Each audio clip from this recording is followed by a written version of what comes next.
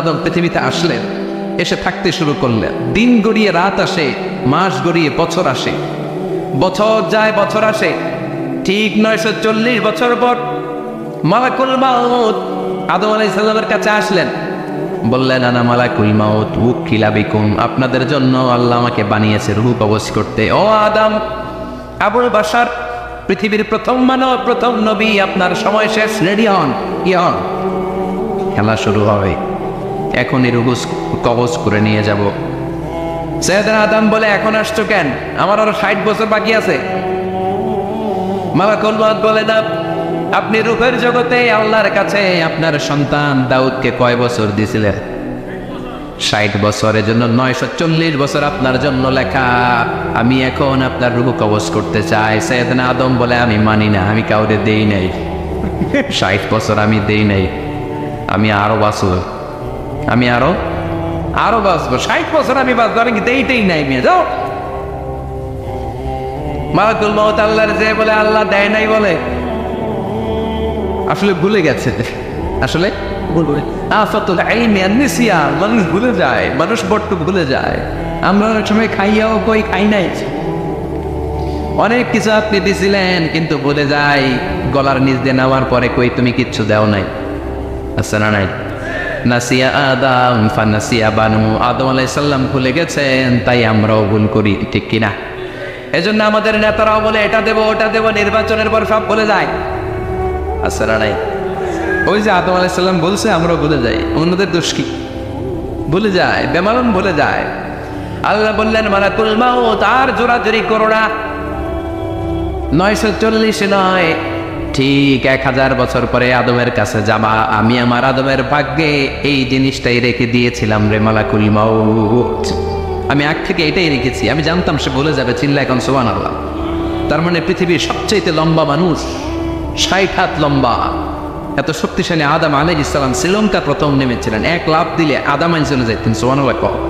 কি লম্বা মানুষ, থাকতে পারছে? কথা নাই, গমে ধরছে। শেষ করে দিই, হ্যাঁ? আরো কয়েক মিনিট চলবে, চলবে চলবে। তাকবীর দেন, লিল্লাহি তাকবীর। আদম আলাইহিস সালাম চলে গেলেন। ওনার পরের নবী ইদ্রিস আলাইহিস সালাম, উনি মরে নাই। ইদ্রিস আলাইহিস সালাম মরছে, কে বলছে? উনিও মরেছেন। তবে ওনার মৃত্যুর আজীব এক ঘটনা আছে, অনেক লম্বা কথা। এক ফেরেশতার সাথে ওনার বন্ধুত্ব হয়েছিল। বলেছিলেন, আমি আকাশ দেখতে চাই, আল্লাহর কাছে অনুমতি চাই। আল্লাহ বলল, ঠিক আছে, ইদ্রিসকে আকাশে ঘুরাও। প্রথম আকাশে ঘুরলেন, দ্বিতীয় আকাশে ঘুরলেন, তৃতীয় আকাশে ঘুরলেন, চতুর্থ আকাশে ঘুরলেন। ইন দ্য মিন টাইম চতুর্থ আসমানে মালাকুল মাউত পৃথিবীর দিকে নেমে আসছিল। ওই ফেরেশতা বলে, মালাকুল মাউত আপনি কই যান? মালাকুল মাউত বলে, একটু আগে আল্লাহ ফরমান জারি করেছে, চতুর্থ আসমানে আমার নবী ইদ্রিসের রূহ কবজ কর। সুবহানাল্লাহ। আমি বললাম, আল্লাহ আপনার পাঠানো নবী সাইয়েদনা ইদ্রিস থাকে দুনিয়ায়, চতুর্থ আসমানে পাবো কই? আল্লাহ কয়, কথা নাই, দৌড় দে। আমি দৌড় দিলাম, এসে দেখি ইদ্রিস আলাইহিস সালাম এখানে রেডি। সুবহানাল্লাহ। ওয়া রাফা'নাহু মাকানান আলিয়্যা। ইদ্রিস আলাইহিস সালামের রূহ কবজ দুনিয়ায় হয় না, চতুর্থ আকাশের মধ্যে হয়েছে। একটু চিৎকার করে পড়বেন সুবহানাল্লাহ। এরপরে সুলাইমান আলাইহিস সালাম, উনি তো মরে নাই, মরছে। উনি জিন চালাইতো, উনিও মরবে। শক্তিশালী একজন নবী ছিল। উনি মালাকুল মাউতকে বলেছিলেন, মালাকুল মাউত আমার মৃত্যুর সুয়াইয়া, সামান্য কিছু আগে আমারে বইল, আমার একটা কাজ আছে। মালাকুল মাউত মৃত্যুর কিছু সময় আগে এসে বলল, সুলাইমান টাইম ইজ আপ, সময় শেষ, অল্প কিছু সময় বাকি, কি করবেন করেন। সাইয়েদনা সুলাইমান জিনদেরকে ডাকলো, ও জিনেরা, বিশাল একটা প্রজেক্ট আছে, প্রজেক্টে কাজ শুরু করো। আর কিছু জিনকে বললো, চারদিকে গ্লাস ফিটিং করা একটা রুম বানাও। সাইয়েদনা সুলাইমান আলাইহিস সালাম গ্লাস ফিটিং করা রুমের ভেতরে ঢুকলেন। এই রুমে ঢুকার দরজা নাই, হাতে একটা লাঠি নিলেন। কি নিলেন? লাঠির মধ্যে ভর করে দাঁড়িয়ে রইলেন আর জিনদের দিকে তাকিয়ে রইলেন। জিনেরা এত বদমাশ ছিল, সাইয়েদনা সুলাইমান দাঁড়িয়ে না থাকলে কাজ করতো না। ছিল ফাঁকিবাজ। কি ছিল? দাঁড়ায় না থাকলে আজও লোকজন কাজ করতে যায় না, ঠিক কিনা? মালিক দাঁড়ায় থাকলে ঠিকই কাজ হয়ে যায়। সুলাইমান আলাইহিস সালাম লাঠির মধ্যে ভর দিয়ে দাঁড়িয়ে রইলেন আর বললেন, কাজ করো। জিনেরাও কাজ শুরু করলো। ওদিকে মালাকুল মাউত এসে বলে, ও সুলাইমান সময় তো শেষ। সুলাইমান বলে, সমস্যা নাই, রূহ কবজ কর। উনি লাঠির মধ্যে ভর দিয়ে দাঁড়িয়ে রইলেন। গ্লাস ফিটিং করা রুমের ভিতরে কোরআন সাক্ষী। মালাকুল মাউত ওইভাবে লাঠিতে ভর দেওয়া অবস্থায়, দারুণ অবস্থায় সাইয়েদনা সুলাইমান আলাইহিস সালামের রূহ কবজ করে নিলেন। উনি এমন ভাবে দাঁড়িয়েছেন, রূহ চলে গেল, লাশ হয়ে দাঁড়িয়ে রইলেন। লাঠির মধ্যে দাঁড়িয়ে আছেন, জমিনের মধ্যে লুটিয়ে পড়ে নাই। সুবহানাল্লাহ। জিনগুলো দূর থেকে ভাবত বস তো দাঁড়ায় আছে। কে দাঁড়ায় আছে? জিনারা মনে করছে বস দাঁড়ায় আছে, কাজ করতে হবে। করতে করতে পুরা প্রজেক্টের কাজ শেষ। ইন দ্য মিন টাইম ঝিঝি পোকা, ওই পোকা যেই পোকা কাঠ খেয়ে ফেলে, এই কাঠ খাওয়ার পোকা সুলাইমান আলাইহিস সালাম লাঠির ভেতরে ঢুকে লাঠিও খেয়ে ফেলেছে। সাইয়েদনা সুলাইমান আলাইহিস সালাম তপাস করে জমিনে পড়েছে। আর জিনেরা কয় হায় হায়, খালি খালি কাম করছে এতদিন। সুবহানাল্লাহ করবেন না? সুলাইমান আলাইহিস সালাম বাঁচতে পারে নাই, চলে গেলেন। মুসা আলাইহিস সালাম মরছে, উনি মরবে কেন? উনি তো রানী মার মরছে। এক খাপ করে ফেরাউনের বাবুর্চি নাই, মুখের আগে হাত চলতে কয়েকজন, এর মধ্যে মুসা আলাইহিস সালাম আছে না নাই? মালাকুল মাউত মানুষের আকৃতিতে অনুমতি না নিয়ে ঘরের ভেতরে ঢুকে গেল। ঢুকে বলে আনা মালাকুল মাউত, আমি মৃত্যুর ফেরেশতা। তো কি চাপ? জিতু আন আকবাদা রূহাক, আপনার রূহ কবজ করতে আসছি।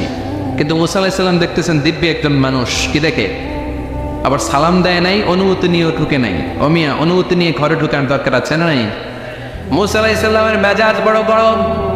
উনি বললেন কি করবি? কয় আপনারে মারবো। কয় এদিকে আয়। মালাকুল মাউত মনে মনে ভাবে এতদিন সব মানুষগুলো আমারে দেখলে দিত দৌড়, আজকে মনে হয় আমারে দিতে হবে দৌড়।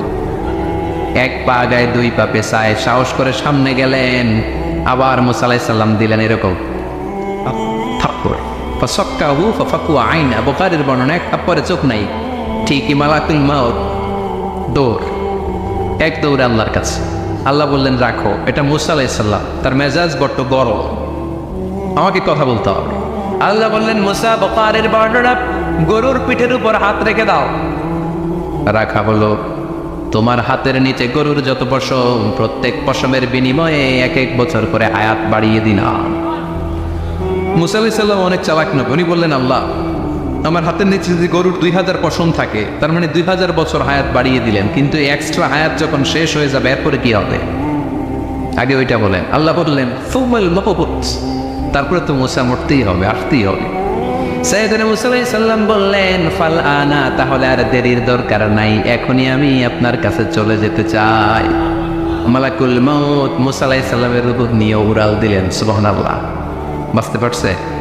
বিশ্বনবী মরে নাই, উনি ইন্তেকাল করেছেন। চিল্লা এখন ঠিক কিনা? ইন্তেকালের আগে বিশ্বনবী প্রচন্ড অসুস্থ হলেন। মা আয়েশারে ডেকে বললেন, আয়েশা মনে হয় আমি বাঁচব না। ওই যে খায়বার বিজয়ের দিন, খায়বার দুর্গ বিজয় করার পরে এক ইহুদি মহিলা আমার দাওয়াত দিয়েছিল। ওই দাওয়াত খেতে যাওয়ার পরে গোশতের মধ্যে বিষ মাখানো হয়েছিল রে আয়েশা। ওই বিষ মাখানো খাসির গোশত খেয়ে যে ব্যথা আমার পেটে উঠেছিল, আজ আবার সেই ব্যথা উঠেছে। বিশ্বনবী ওই বিষ খাওয়ানো গোশতের কারণে ইন্তেকাল করেছেন। তার মানে বিশ্বনবীর শাদী জামা আল্লাহ বাইনা নবুওয়া ওয়া শাহাদা, আল্লাহ বিশ্বনবীকে শুধু নবী বানায় নাই, শহীদ হিসেবে কবুল করেছে। সুবহানাল্লাহ করবেন না? প্রচন্ড অসুস্থ, উনি ছাড়া মসজিদে নববীতে কেউ ইমামতি করার সাহস পায় না। বিশ্বনবী বললেন আবু বকর তুমি যাও, আবু বকরও যায় না। বিশ্বনবী বললেন পানি আনো। বিশ্বনবী পানি দিয়ে ওযু করলেন। ওযু করে কয়েকজন সাহাবীকে ধরে উঠতে চাইলেন, আবার থপাস করে বেহুশ হয়ে পড়লেন।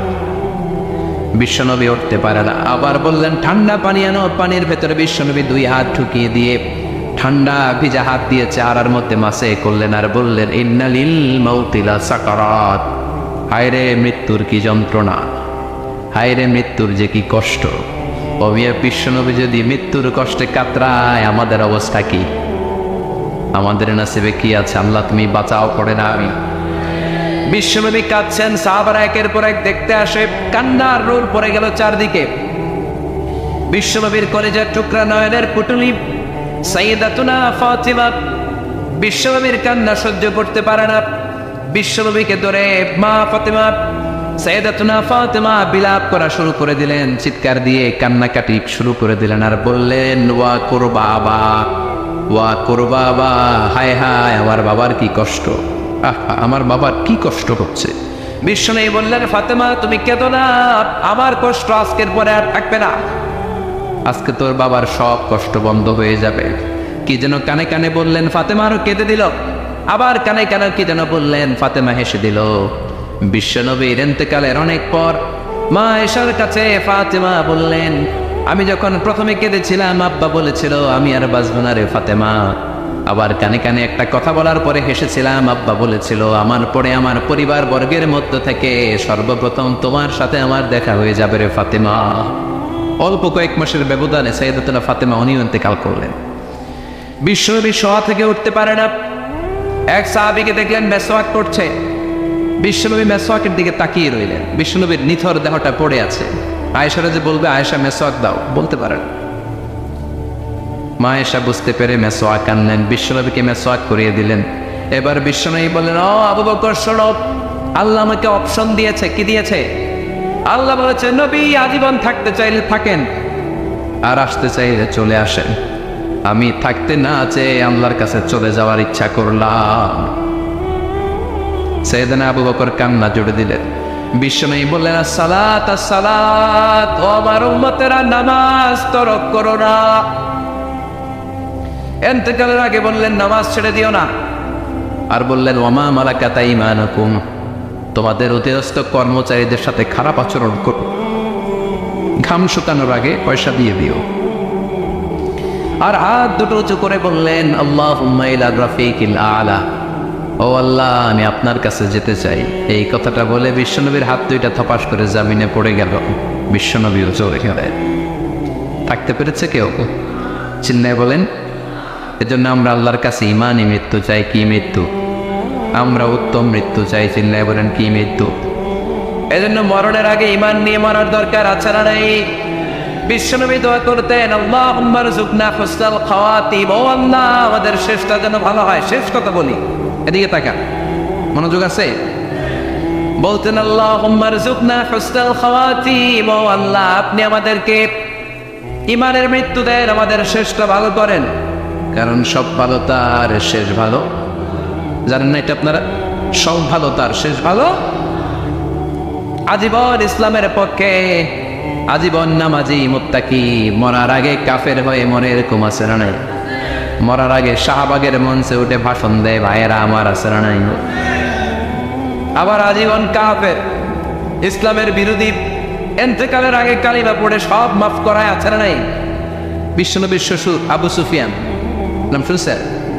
বদরের যুদ্ধে বিশ্বনবীর বিরুদ্ধে, মক্কায় বিশ্বনবীর ক্ষমাতে দেয় নাই। উহুদের যুদ্ধে বিশ্বনবীর সাথে ফাইট, খন্দকের যুদ্ধে বিশ্বনবীর সাথে মারামারি, আহজাবের যুদ্ধে কিলাকিলি, সারাটা জীবন বিশ্বনবীর সাথে মারামারি। মক্কা বিজয়, কালিমা পড়ে মুসলমান হয়েছে। গোটা জীবনে যা অন্যায় করেছে সব মাফ করে দিয়েছে কে? এজন্য আমরা আল্লাহরে বলি, আল্লাহ কালিমাটা পড়তে পড়তে যেন আমরা মরতে পারি। চিৎকার করে পড়ে না আমিন। জিহাদের ময়দানে এক সাহাবা যুদ্ধ করতে লাগলেন। বুখারীর বর্ণনা, যুদ্ধ করতে করতে কাফেরদেরকে মারতে মারতে, হাদিসের ভাষ্য, লা ফাযা ওয়ালা শাযা ইল্লা ইয়াদরিবুহা বিসাইফি, তার সামনে যত কাফের আসে সে কচু কাটা করে। অন্য সাহাবীরা খুশি হয়ে যায়। অন্য সাহাবীরা বলে আজকের সব সওয়াব এই সাহাবী পেয়ে যাবে। কিন্তু বিশ্বনবী হঠাৎ করে একটা কথা বললেন, ওই কথা শুনে সাহাবীরা অবাক। বিশ্বনবী বললেন, হুয়া ফিন্নার, ও জাহান্নামে যাবে। কই যাবে? জিহাদের ময়দানে এক মুজাহিদ সাহাবী কাফিরদেরকে মেরে শেষ, কিন্তু বিশ্বনবী বললেন কই যাবে? কথা কয় না। এক সাহাবী কয়, ঘটনা কি? এত বড় মুজাহিদ ফি সাবিলিল্লাহ কেন জাহান্নামে যাবে? আমি লুকিয়ে লুকিয়ে দেখি। লুকিয়ে লুকিয়ে ওই সাহাবী দেখে, মুজাহিদ সাহাবী যুদ্ধ করতে করতে কাফিরদের বিশাল একটা ঘাটির ভেতরে ঢুকে গেল। মারতে মারতে মারতে মারতে হঠাৎ এক কাফেরের আঘাতে এই মুজাহিদ সাহাবীর ডান হাতটা কাটা পড়ে গেল। এবার ডান হাত দিয়ে ফিনকি দিয়ে রক্ত বের হতে শুরু করলো। মুজাহিদ সাহাবী আর যন্ত্রণা সহ্য করতে পারে না। যন্ত্রণা সহ্য করতে না পেরে কাতরাতে কাতরাতে নিজের হাতের ছুরিটাকে জমিনের মধ্যে গেড়ে দিয়ে ছুরির উপরে ছাপিয়ে পড়ল। পেটের এই দিক দিয়ে ঢুকে ওপার দিয়ে বের হয়ে গেল, এফার ওপার হয়ে গেল। মানে আত্মহত্যা করলো, ঠিক কিনা? জাহান্নামী নাই? কথা কয়। লুকিয়ে লুকিয়ে যে সাহাবা দেখেছে চিৎকার দিয়ে বিশ্বনবীর কাছে যেয়ে বলে, আশহাদু আন্নাকা রাসূলুল্লাহ, ও ও নবী, আপনি যে আসল নবী কোনো সন্দেহ নাই, আমি লুকিয়ে লুকিয়ে দেখেছি ওই মুজাহিদ সাহাবা বেঁচে নাই, সে কাফের আঘাতে শহীদ হয় নাই, নিজের পেটে নিজে ছুরি ঢুকিয়ে আত্মহত্যা করেছে। আজীবন বিশ্বনবীর সাথী, মরার আগে জাহান্নামে। আমরা কেউ জানি না আমাদের শেষটা কেমন হবে, এজন্য আমাদের শেষটা ভালো হোক, ভেরি সেন্সিটিভ ইস্যু। আমাদের শেষটা ইমানের হোক। এখন যেমনি মাথা ঠিক আছে, বুদ্ধিমত্তার সাথে শাহাদাত বাক্যের উপর যেন আমরা মরতে পারি, আমরা পড়ি আমিন। চিল্লায় পড়ে আমিন। কি করে বুঝবেন মৃত্যুটা ভালো হলো? এক নম্বর আলামত আন-নুতকু বিশ-শাহাদা, মরার আগে আওয়াজ করে জিকির করে কেউ যদি পড়তে পারে লা ইলাহা ইল্লাল্লাহু মুহাম্মাদুর রাসূলুল্লাহ সাল্লাল্লাহু, এটা হচ্ছে আলামাতু হুসনিল খাতিমা। আপনার মৃত্যুটা যে ভালো মৃত্যু হয়েছে এটার আলামত। কি মৃত্যু? সবাই বলে ভালো মৃত্যু আমরা চাই কি চাই না? ভালো মৃত্যুর এক নম্বর আলামত কালিমা পড়ে যদি মরতে পারে।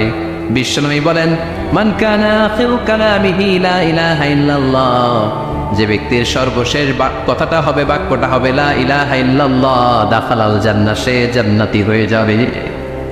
সুবহানাল্লাহ পড়ে। এরপরে বিশ্বনবী বললেন, আল মুমিনু ইয়ামুতু বিজাবি ইরকিল জাবিন, মুমিন যখন মারা যায় তার কপাল ঘেমে যায়। সুবহানাল্লাহ পড়ে। হাত ঘামে না, পা ঘামে না, মুমিনের কপাল ঘামে। সুবহানাল্লাহ।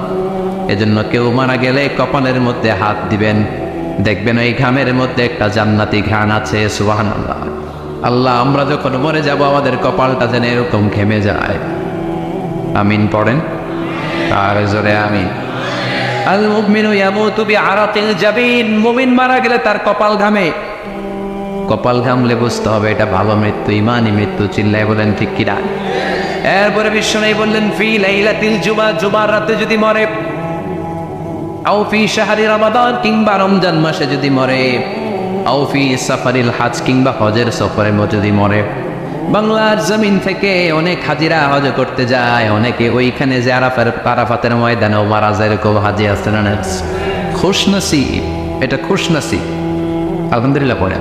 মনের পথে অবিচল থেকে আমার মরণ যেন হয়। চিল্লায় পড়ে না আমিন। তার মানে কে কোথায় মরবো আমরা কেউ জানি নাকি? ওমা তাদরি নাফসুম বিআইয়ি আরদিন তামুত, কোন জায়গায় মরবা, কখন মরবা কেউ আমরা জানি না, কিন্তু মরবো সবাই জানি, ঠিক কিনা? কুল্লু নাফসিন যায়িকাতুল মাউত, প্রত্যেকটি আত্মার মৃত্যুবরণ করতে হবে, এটা আমরা সবাই জানি। The most certain thing in life is death, but the most uncertain thing in our life is the time of death. এই জীবনের সবচেয়ে সুনিশ্চিত বিষয় হলো মরণ, সবচেয়ে অনিশ্চিত বিষয় হলো মরণের সময়। চিল্লা এখন ঠিক কিনা? মরবো যে আমরা সবাই জানি, কিন্তু কোথায় মরবো আমরা কেউ জানি? জানি আমরা সবাইকেই মরতে হয়, জন্মালেই মরতে হবে, চলে যেতে হবে, থাকা যাবে না। এটাই হলো পৃথিবীর পদ্ধতি। জীবনের সবচাইতে নির্মম ঘটনা হচ্ছে মরণ, সবচাইতে ভয়ঙ্কর অভিজ্ঞতা। কোন প্রাণীর জন্য সর্বোচ্চ এবং সবচাইতে ভয়ঙ্কর অভিজ্ঞতা হচ্ছে মৃত্যু। এবং এত ভয়ঙ্কর অভিজ্ঞতা, এই অভিজ্ঞতাটা কারো কাছে শেয়ার করে যাওয়া যায় না। মরার সময় কেউ বলে যেতে পারছিল আমার মরতে এমন লাগছে, কইতে পারছে? কেমন লাগছে বলতে পারে? বলা যায় না। তার আগেই চলে যেতে হয় শৈশব, কৈশোর, যৌবন, বার্ধক্য, প্রৌঢ়ত্ব, হ্যাঁ, বয়সের ছাপ, কালো চুল দাড়ি সাদা হয়ে যাওয়া, দাড়ি চুলের শুভ্রতা, দুর্বলতা। This is the circle of life. ছোট্ট ছিলাম, বড় হলাম, সিঙ্গেল ছিলাম, ডবল হলাম, তারপরে বাবা হলাম, তারপরে শ্বশুর হলাম, তারপরে নানা হলাম, তারপরে চলে যেতে হবে। This is the circle of life. চিল্লায় বলেন ঠিক কিনা?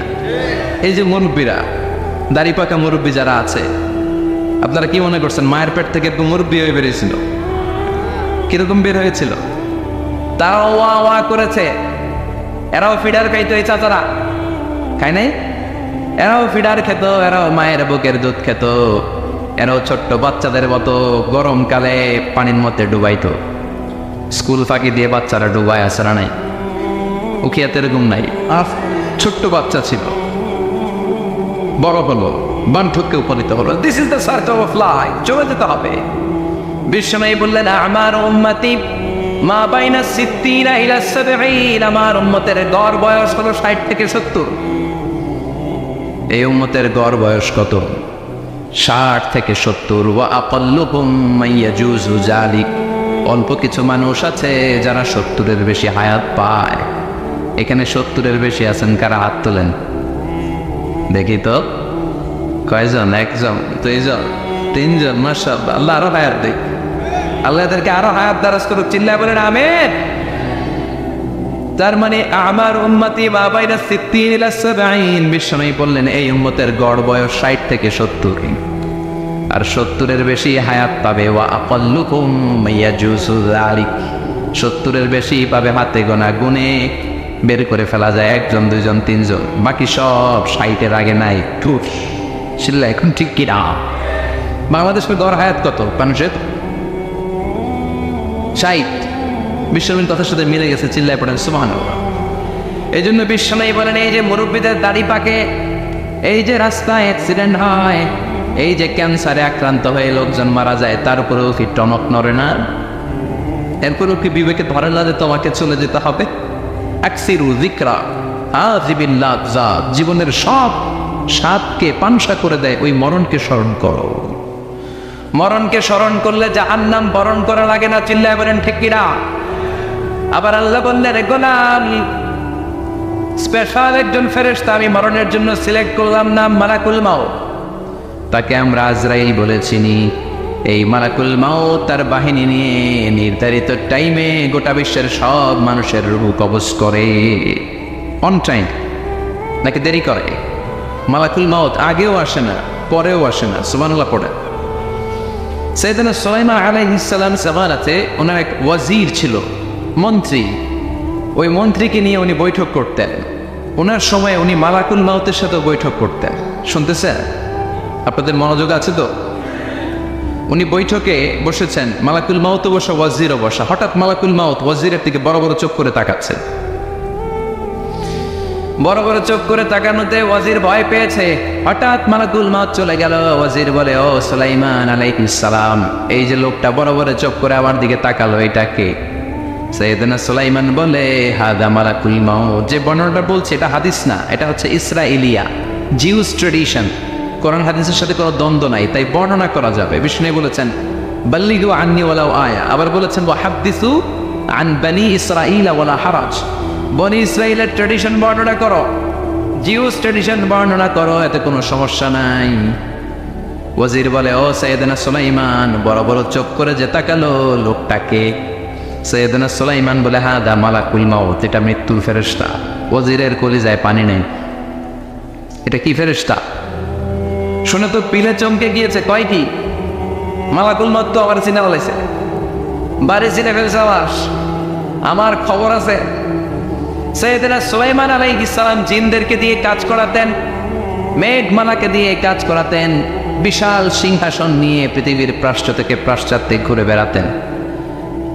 সাইয়েদনা সুলাইমানকে ওয়াজির বলে, ও সুলাইমান, মেঘমালাকে আদেশ করে দেন, আমি আর এই ফিলিস্তিনের ভূখণ্ডে থাকতে চাই না। আকাশের মেঘমালার উপরে আমারে বসিয়ে দেন, আর বলে দেন আমারে নিয়ে যেন আকাশের মেঘমালা হিন্দুস্তানের ওই দূর পর্বতে রেখে আসে। আকসা আল হিন্দ, হিন্দের সবচেয়ে দূরবর্তী জায়গায় যেন আমার রেখে আসে। সাইয়েদনা সুলাইমান বললেন, আকাশের মেঘ যাও, আমার ওয়াজিরকে নিয়ে হিন্দুস্তানের একটা উপদ্বীপে রেখে আসো। রেখে আসা হলো। কিছুক্ষণ পর মালাকুল মাউত সাইয়েদনা সুলাইমানের কাছে হাজির। সাইয়েদনা সুলাইমান বললেন, ও মালাকুল মাউত, কই ছিলা? একটু আগে হিন্দুস্তান থেকে আপনার ওয়াজিরের রূহ কবজ করে আসছি। সুবহানাল্লাহ পড়ে। এটা আবার কেমন কথা, তুমি ওইখানে গেলা কেন? কয়, রব্বুল আমিন কিছুক্ষণ আগে আমার কাছে পয়গাম পাঠিয়েছে, যাও সাইয়েদনা সুলাইমানের ওয়াজিরের রূহটা কবজ করো। কবজ করার জায়গা হলো হিন্দুস্তানের উপদ্বীপ। কোন জায়গায়? মালাকুল মাউত এসে দেখে সুলাইমান নবীর সাথে মিটিং করে। ওয়াজির কার সাথে মিটিং করে? সুলাইমান নবীর সাথে। কিন্তু ফরমানে লেখা রূহ কবজ করতে হবে কোথায়? হিন্দুস্তানে। সুবহানাল্লাহ করবেন না? এই জন্য বড় বড় চোখ করে আমি তাকিয়েছি, আর মনে মনে ভাবলাম টাইম তো নাই, কারণ মৃত্যু তো অন টাইমে হতে হয়, এখনই ওর রুহু কবজ করতে হবে। কেমন করে ওইখানে যাবে আমি জানি না, আমি আগে চলে যাই।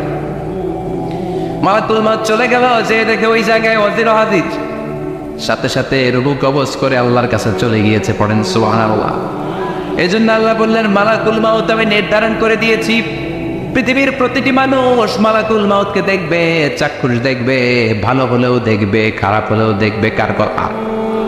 ভালো মানুষ যদি হয়, আল্লাহওয়ালা যদি হয়, ইসলাম প্রিয় যদি হয়, ডান পন্থে যদি হয়, মৃত্যুর সময় মালাকুল মউত আলা সূরাতি শাবিন আলা আহসানি সূরা, একজন যুবকের আকৃতিতে চমৎকার তবতবে সাদা একটা জুব্বা পরে, জান্নাত থেকে জান্নাতি কাপড় নিয়ে, হানুত মিন হানুতিল জান্নাহ, জান্নাতের সুগন্ধি নিয়ে মুমূর্ষু রোগীর মাথার সামনে এসে বসে যায় আর দেহটার ইঙ্গিত করে বলে, ইয়া আইয়াতুহান নাফসুত তাইয়্যিবা, ও পবিত্র আত্মা।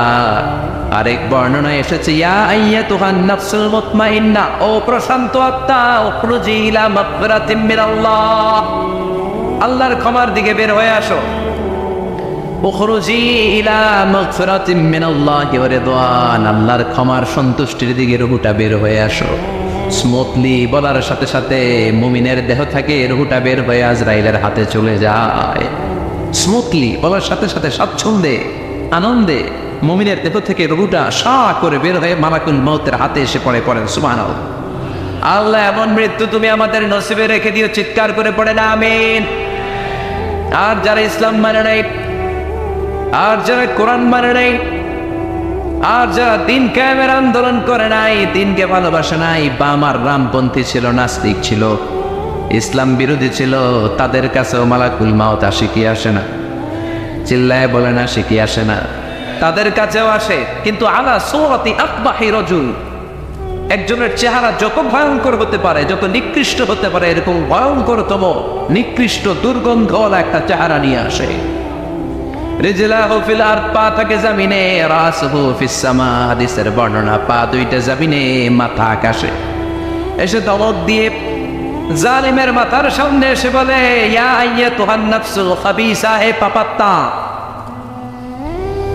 হে অপবিত্র আত্মা, উখরুজি ইলা সাখাতিল্লাহি ওয়া গাদাবিহি, আল্লাহর রাগের দিকে, আল্লাহর অসন্তুষ্টির দিকে বের হয়ে আয়। মালাকুল মউতের এই অর্ডার পাওয়ার সাথে সাথে রুহুটা কিন্তু বের হয় না। মুমিনের রুহুকে ডাক দিলে যেমনি স্মুথলি বেরোয়, কাফেরের রুহু এভাবে বেরোয় নাই। কথা বলেন, রুহুটা ডানে যায়, ফাতাতাফাররা, একবার রুহুটা ডানে যায়, আবার রুহুটা পায়ে যায়, আবার সামনে যায়, পায়ে যায়, হাতের মধ্যে ঢুকে ডানে বায়ে যায়। মালাকুল মউত আবার ধমক দিয়ে বলে, ইয়া আইয়াতুহান নাফসুল খাবিসা, পাপাত্তা, বের হয়ে আয়।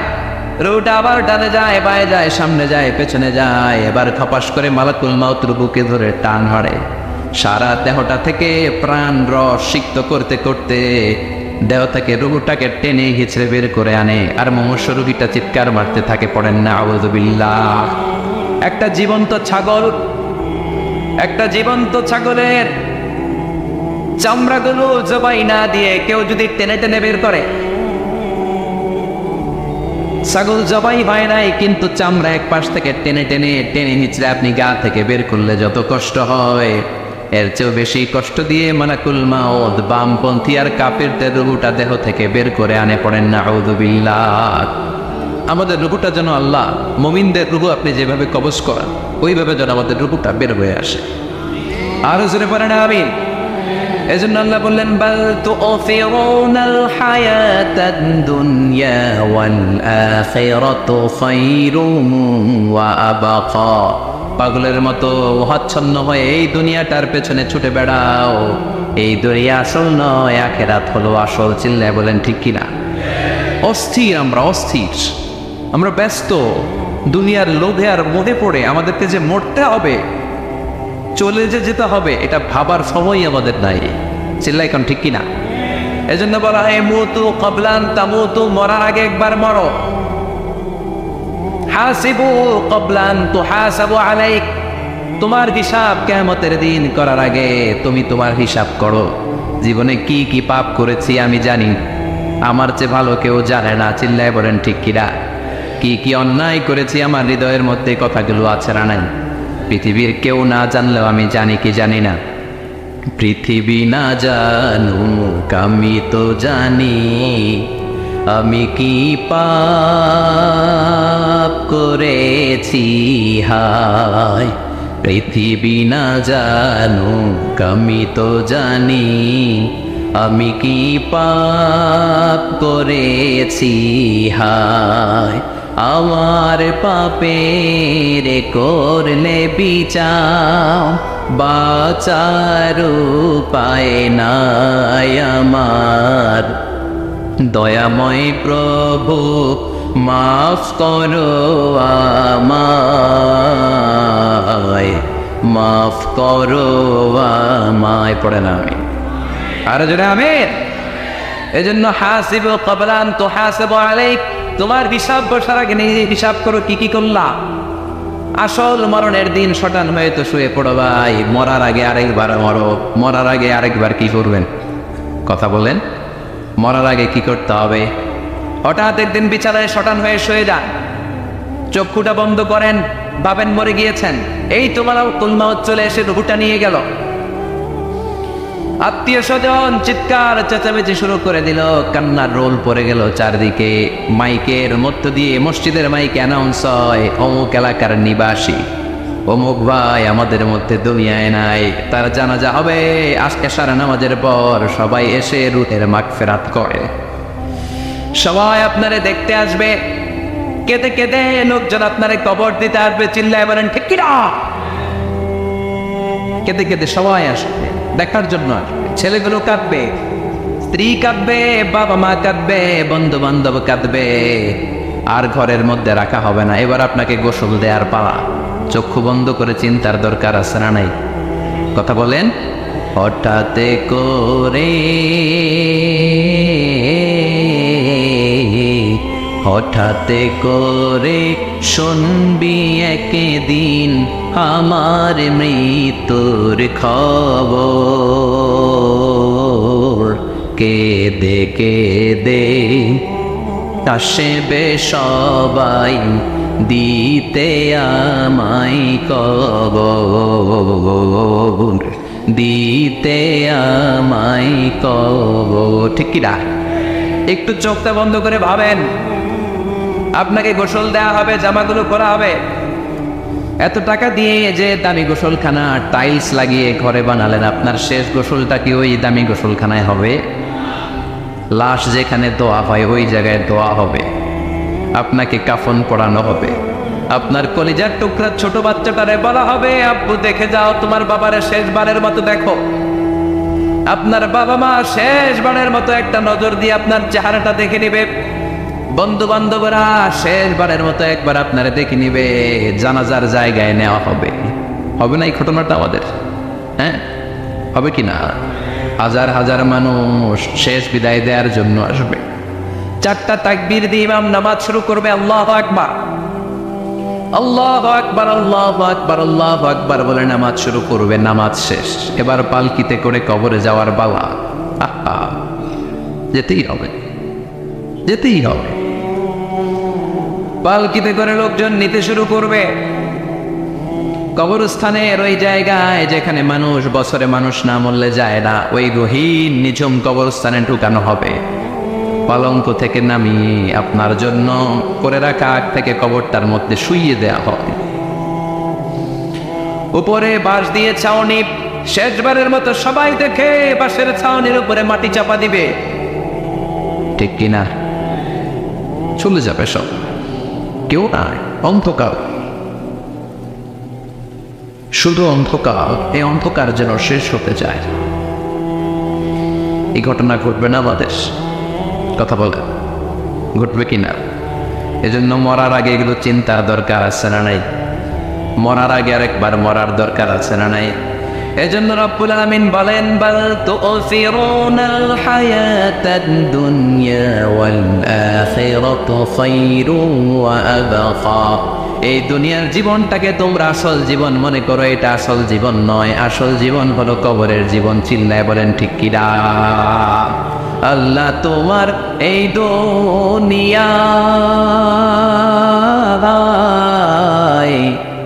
আল্লাহ তোমার এই দুনিয়ায় কেউ আসে কেউ চলে যায়, তবু তোমার ভয়ে কারো কাঁদে না হৃদয়। এই দুনিয়াতে আমার বদলে গেল মন, চারিদিকে দেখি শুধু সুখেরই স্বপন। ভাবলো না মন আল্লাহ ছাড়া,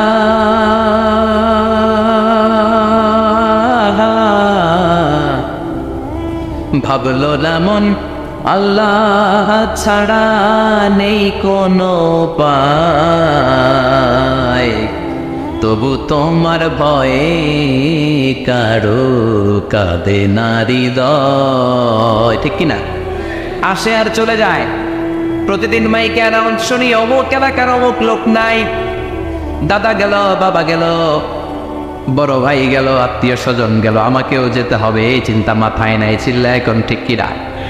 এজন্য লাইফটা হলো one time, one chance, second কোনো চান্স আপনাকে দেয়া হবে নাকি?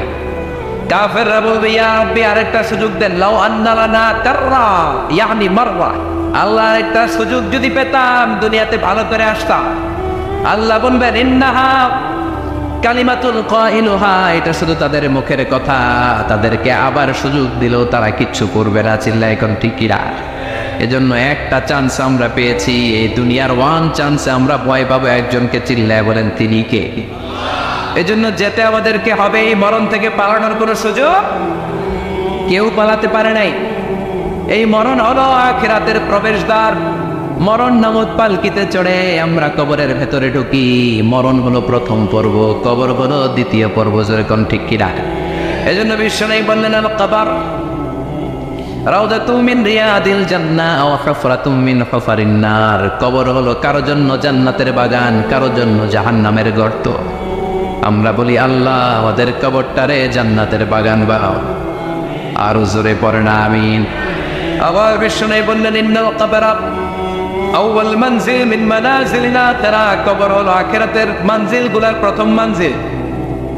আখিরাতে একটার পর একটা অনেকগুলো স্টেশন আপনাকে পার হতে হবে। প্রথম স্টেশনটার নাম হলো কবর। প্রথম স্টেশনের নাম কি? এই কবর নামক স্টেশনে যদি আপনি মাফ পেয়ে যান, সামনের সব স্টেশনগুলোতে মাফের ব্যবস্থা করবে কে? আল্লাহ। আর কবর নামক স্টেশনে যদি ধরা খেয়ে যান, আপনার মায়ের আসারা নেই। লাশটাকে যখন রাখা হয়, লাশটা চিনে কে আমারে রাখলো, কে আমাকে ধৌত করলো, কে আমারে কাফন পড়ালো। এজন্য বিষ্ণুই বলেছেন মুমূর্ষের সামনে বসে বসে পড়ো লা ইলাহা ইল্লাল্লাহু মুহাম্মাদুর রাসূলুল্লাহ নাফতিনু মাউতাকুম। লা ইলাহা ইল্লাল্লাহ, মুমূর্ষের সামনে দাঁড়িয়ে দাঁড়িয়ে পড়ো লা ইলাহা ইল্লাল্লাহ। এই লা ইলাহা হচ্ছে জীবিতদের জন্য কালিমা, আর আমরা মরার পরে এই জিকির করি। ঠিকই না? আমাদের দেশের অনেক জায়গায় লাশ নিয়ে কবরে যাওয়ার সময় লা ইলাহা পড়ে না। না, এটা আগের জিকির, মরার আগের জিকির। মরার আগে আপনাকে অ্যানাউন্সমেন্ট দিতে হবে আল্লাহ ছাড়া কোনো ইলাহ নাই, বিশ্বনবী হচ্ছেন শেষ নবী এবং রসুল। চিল্লায় বলেন ঠিক কি না? লাশটাকে যখন রেখে দেয়া হয়, বিশ্বনবী যত মানুষকে কবরে রেখেছে তারপরে দাঁড়িয়েছেন আর বলেছেন ইস্তাগফিরু লিআখিকুম, তোমার ভাইদের জন্য তোমরা দোয়া করো। ফাইন্নাহু আনা ইউসাল, এখনই তাকে কবরে সওয়াল করা হবে। কবরে প্রশ্ন আসছে না নাই? কথা বলেন। বিশ্বনবী খাদিজাতুল কুবরা, ওনার প্রথম স্ত্রী খাদিজাতুল কুবরা তাহেরাকে কবরের মধ্যে রেখে দিয়ে কাঁদতে শুরু করলেন। চোখের পানি ছেড়ে অনেক দোয়া করলেন। দোয়া শেষে সব সাহাবারা ঘরে ফিরে যায়, বিশ্বনবী যায় না। সাইয়েদনা আবু বকর বললেন ও নবী চলেন ঘরে যাই। অনেক তো দোয়া করলেন। বিশ্বনবী বললেন আবু বকর তুমি যাও, আমি যাব না। এইটা সাধারণ মহিলা না, এটা বিপদের দিনের সঙ্গিনী খাদিজা। মক্কায় যখন আমার কেউ ছিল না, খাদিজা আমারে বলে নাই। 3 বছর কাফিররা আমাকে জেলখানায় বন্দি রেখেছে, নাম শিয়াবে আবি তালেবের জেলখানা। আমার স্ত্রী ওই জেলখানার জীবনেও আমারে ছাড়ে নাই। আমার সাথে 3 বছর খাদিজাও জেল খেটেছে। একটাই মহিলা, যেই মহিলাকে আল্লাহ আরশের উপর থেকে সালাম দিয়েছে, মহিলাটার নাম খাদিজা। আল্লাহু আকবার। আমার সব সন্তান আল্লাহ খাদিজার পেট থেকে দিয়েছে। ফাতেমাতুজ জোহরা খাদিজার মেয়ে, জাইনাব খাদিজার মেয়ে, উম্মে কুলসুম খাদিজার মেয়ে, রুকাইয়া খাদিজার মেয়ে। আবুল কাসেম বিশ্বনবীর ছেলে, খাদিজার ছেলে। আব্দুল্লাহ, যাকে তাইয়্যিব এবং তাহের নামে আমরা চিনি, সেও খাদিজার ছেলে। সুবহানাল্লাহ। ও আবু বকর, আমার এই কলিজার টুকরা প্রিয়তমা খাদিজারে রেখে দিয়ে কেমনে বাসায় যায়? তুমি যাও, আমি দাঁড়িয়ে থাকবো। এখনই মুনকার নাকির এসে খাদিজারে প্রশ্ন করবে, আমি দেখব খাদিজা উত্তর দিতে পারে কিনা। আর প্রশ্নের উত্তর যদি ভুল করে ফেলে, কবরের উপর থেকে আমি নিজে প্রশ্নের উত্তর দিয়ে দেব। সাইয়েদনা জিবরাইল বললেন, নবী, আপনারা দাঁড়িয়ে থাকার দরকার নাই, আবু বকরের সাথে করে চলে যান। আল্লাহ জানিয়ে দিয়েছে, খাদিজার কবরের প্রশ্নে যদি কোনো সমস্যা হয়, আরশের উপর থেকে খাদিজার প্রশ্নের জবাব আল্লাহ নিজে দিয়ে দিবে। এজন্য কবরের আযাব থেকে বিশ্বনবী পানাহ চেয়েছেন। বিশ্বনবী বলেছেন, আল্লাহুম্মা ইন্না নাউযু বিকা মিন আযাবিল কবর। ও আল্লাহ, কবরের আযাব থেকে তুমি আমাদেরকে বাঁচাও। পড়ে না আমিন। কবরে মুমিনদেরকে 4টা প্রশ্ন করা হবে, কাফিরদেরকে 3টা প্রশ্ন। চিৎকার করে বলেন, মুমিনের প্রশ্ন কয়টা? আর জোরে বলেন। প্রথম প্রশ্ন, মার রব্বুক, তোর রবের নাম কি? আমরা কি বলবো? আল্লাহ আমারে রব, এই রবি আমার সব, দমে দমে তনু মনে তারি অনুভব। আল্লাহ আমারে রব, এই রবি আমার সব। পড়েন আমিন। দ্বিতীয় প্রশ্ন, আমার দিন। উত্তর, দিনের নাম কি? ধর্মের নাম কি? তৃতীয় প্রশ্ন, মান হাযার রাজুল, এই লোকটাকে কে? আমরা বলবো মুহাম্মদ সাল্লাল্লাহু। 3টা প্রশ্নের উত্তর যখন আপনি কবরে করে দিতে পারবেন, অতিরিক্ত একটা প্রশ্ন, ওয়ামা ইলমু, এই যে 3টা প্রশ্নের উত্তর পানলা, কেমন করে উত্তর জানলা? কোত্থেকে শিখেছ? নকল করে আনছো কাফনের কাপড়ে? পরীক্ষা বলে নকল আছে না নেই? হাতে নকল আছে না? পায়ে নকল, মোজার ভিতরে নকল আছে না নেই? মোবাইলে নকল আছে না নেই? নকল থেকে আল্লাহ তুমি বাঁচাও। আরো আসতে কনা আমি। কিভাবে জানলা? কেমন করে 3টা প্রশ্নের উত্তর শিখলা? What is the source of your knowledge? তথ্যসূত্র কি? আপনাকে বলতে হবে, আমি যেই কিতাবটা থেকে শিখেছি, কিতাবটার নাম কি? চিল্লায় বলেন কিতাব। এই কিতাবটা হলো কোরআন। আপনাকে বলতে হবে, কোরআন থেকে আমি শিখেছি, বিশ্বনবীর হাদিস থেকে আমি শিখেছি। 4টা প্রশ্নের উত্তর যখন পারবেন, ফেরেশতারা বলবে, আহলান সাহালান, খুশ আমদেদ, কংগ্রেচুলেশন, বাহ বাহ, তুমি তো চমৎকার পেরেছো। ফায়ুফসাহু লাহু কবরুহু ৭০ দিরাআন, মুমিন বান্দার কবরটা ৭০ হাত লম্বা করে দেয়া হবে। ইফতাহু লাহু বাবুন ইলাল জান্নাহ, জান্নাতের দিকে তার কবর থেকে একটা দরজা বানিয়ে দেয়া হবে। জান্নাতের সুঘ্রাণ, ঠান্ডা বাতাস এসে তার কবরের ভিতরে ঢুকতে শুরু করবে। ইলবাসু লিবাস মিন আহলিল জান্নাত, জান্নাতীদের পোশাক তার গায়ের মধ্যে পরিয়ে দেয়া হবে। আল্লাহু আকবার। আর বলা হবে, নাম কানাউমিল আরুস, বাসর রাতে বর যেমনি কনেকে নিয়ে ঘুমিয়ে যায়, তুমিও একটা ঘুম দাও। আলহামদুলিল্লাহ পড়ে মুমিন বান্দা আনন্দের একটা ঘুম দিবে। ইসরাফিলের সিংগার আওয়াজ ছাড়া পৃথিবীর কোনো কিছুই তার আগে ঘুম ভাঙতে পারবে না। আল্লাহ আমরাও যেন সেদিন কবর একটা মজার ঘুম দিতে পারি, তুমি তৌফিক দাও। জোরে বলেন আমিন। এবার বামপন্থী নাস্তিক আর কাফেরদের পালা, ইসলাম বিদ্বেষীদের পালা, আলেম ওলামাদের শত্রুদের পালা, ইসলামকে যারা বিজয়ী শক্তি হিসেবে মানতে পারে নাই তাদের পালা। চিল্লা এখন ঠিক কিনা? ওদেরকে একই প্রশ্ন, রব কি? ওরা বলবে আমি জানি না। আমাদের উত্তর আল্লাহ। ওরা বলবে আমি কিচ্ছু জানি না, আমি সব ভুলে গেছি, আমার মাফ করে দেন, আমি কিছুই জানি না। তবে আমি ইসলাম বিরোধীদের সাথে চলতাম, যারা ইসলাম রে বাস দিত আমি তাদের সাথে স্লোগান দিতাম। এরকম ডাকাইত আছে না নাই? দ্বিতীয় প্রশ্ন, আমার দিন ও তোমার ধর্মের নাম কি? কয় আমার ধর্ম নাই, আমার ধর্ম কর্ম নাই, আমি খালি দুনিয়াকে মাচালেলো